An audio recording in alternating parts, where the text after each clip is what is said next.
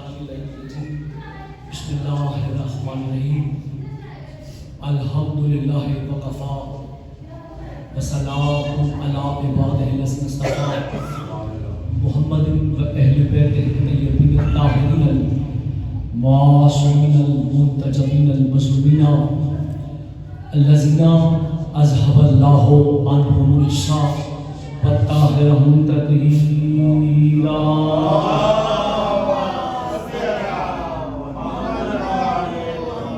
لسیما بقیت اللہ المنتظر امام زماننا ھذا روحی وارواح العالمین لتراب مقدم الفدا واجل اللہ تعالی فرج الشریف وسہل اللہ تعالی مخرج الشریف ولعنت اللہ علی اعداء المغاصب حقوقہم ومنکر فضائلہم ومصائبہم وولایتہم اجمعین.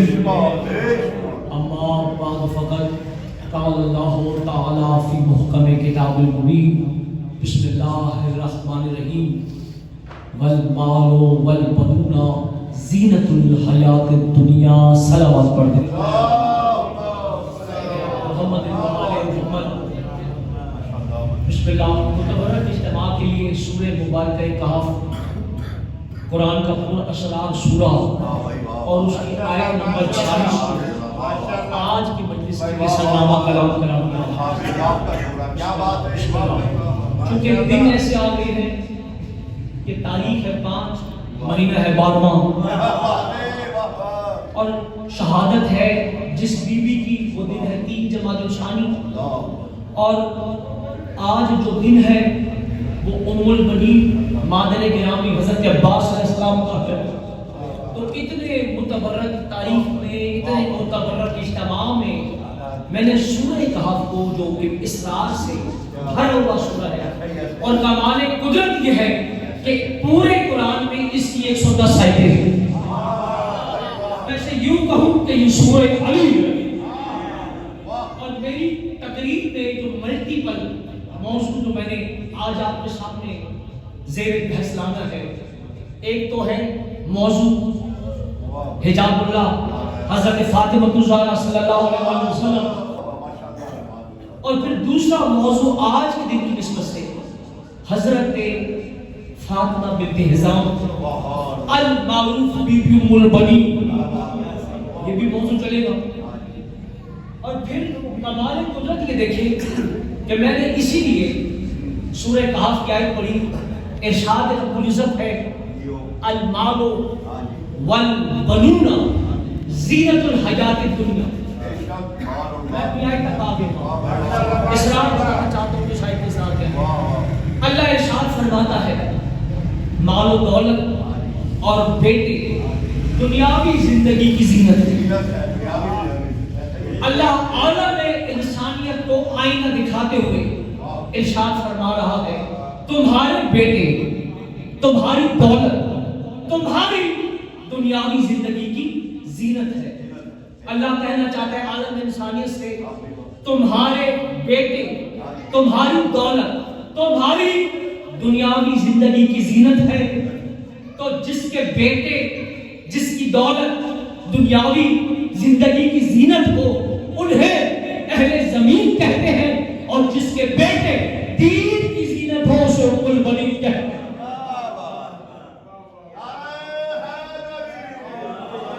جو دین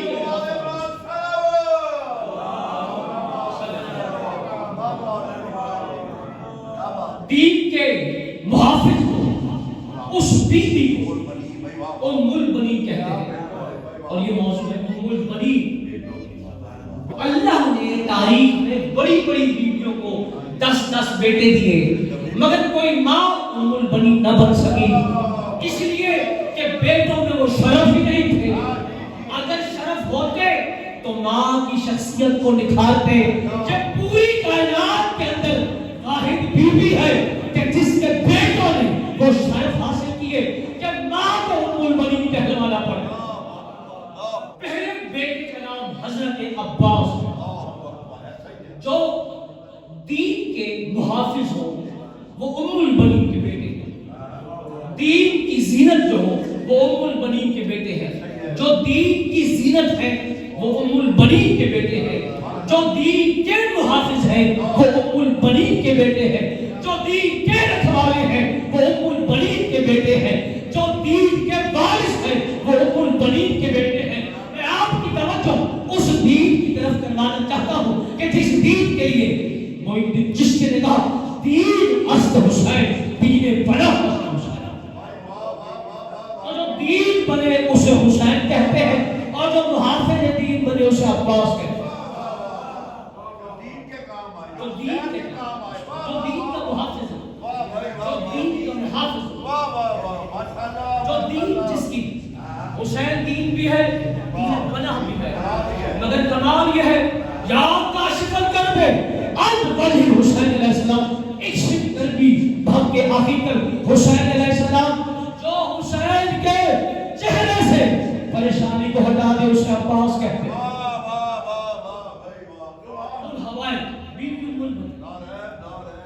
بیٹوں کی ماں، اللہ نے اس کے بیٹوں کو بڑے شرف عطا کیے، بڑے کمالات عطا کیے۔ جب بیوی ایسے ہی علی کی زندگی میں نہیں آئی، اس کے پیچھے بڑے عجائبات ہیں۔ میں آپ کو تھوڑی تاریخ میں پیچھے لے کے جانا چاہتا ہوں۔ جناب حزام ابن کلاب، والد گرامی حضرت بی بی ام البنین، کبھی مجلس علمی ہوتی ہے، کبھی عملی ہوتی ہے، کبھی درسی ہوتی ہے، کبھی فلسفی ہوتی ہے، کبھی منطقی ہوتی ہے، تھوڑی تاریخی بھی سننی چاہیے۔ پھر میں آپ کو آگے لے کے جاؤں قرآن کی طرف۔ جناب حزام ابن کلاب حضرت حضور پاک کی خدمت میں حاضر، جیسے ہی حضور پاک کی خدمت میں آئے، حضور انہیں دیکھ کر بہت خوش ہوئے۔ جس پر رسول خوش ہو اللہ جانے وہ ذات کیا ہو۔ جیسے حزام آ کے بیٹھے، رسالت پاک خوش ہوئے، مسکرائے، مسکرانے کے بعد جناب حزام سے مخاطب ہوئے۔ جناب حزام، چونکہ یہ دین ابراہیم میں سے ہے، کتابوں میں لکھا ہے کہ یہ رسول کے پاس کلمہ پڑھنے آئے تھے، مگر میں کہتا ہوں تصدیق کرنے آئے تھے، تصدیق کرنے کے لیے آئے کہ آپ اللہ کے رسول ہیں۔ جب بیٹھے یہ خاندان شجاعت ہے، یہ خاندان جنگجو ہے، کیونکہ ان کے والد کا نام تلواروں پر لکھایا جاتا تھا۔ آگے بیٹھے، رسول نے سب سے پہلے ارشاد فرمایا، مخاطب کر کے حزام بن کلاب سے، حزام کیا تجھے میں وہ خواب سناؤں جو تم نے دیکھا تھا؟ کیا وہ تجھے خواب سناؤں؟ صلوات پڑھ دے محمد والے کو۔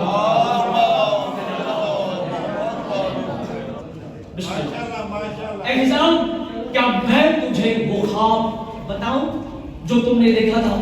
حزام نے پلٹ کر کہا، یا رسول اللہ، خواب تو میں نے دیکھا ہے، تو جو خوابوں کو بھی جانتا ہوں اسے محمد مصطفیٰ کہتے ہیں۔